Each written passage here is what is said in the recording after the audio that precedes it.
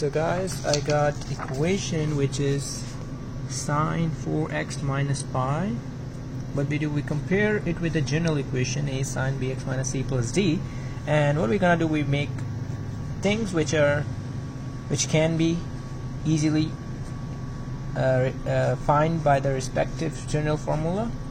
Here a amplitude is 1, there's nothing in front of a, and we take period is what, 2 pi over b, so 2 pi over 4, which is pi by 2, and then we get the phase shift is what, c over b, so pi over 4.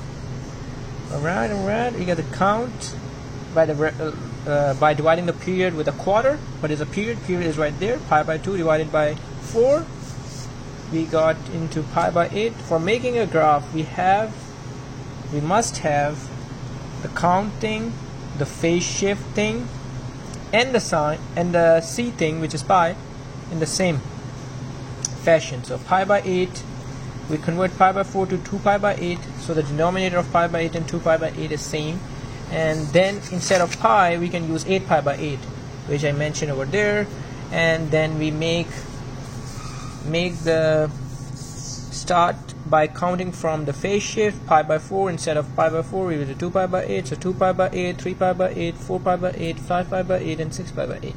And we insert the value for x, each value with 2 pi by 8. For this x, we put 3 pi by 8, and we found value 0, 1, 0, -1, and again 0.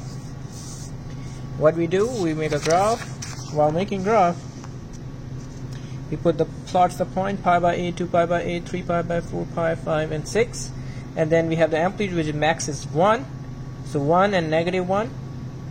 When we put the values, we found this one, but we can extend it back, so we can make a whole wave for 2 periods.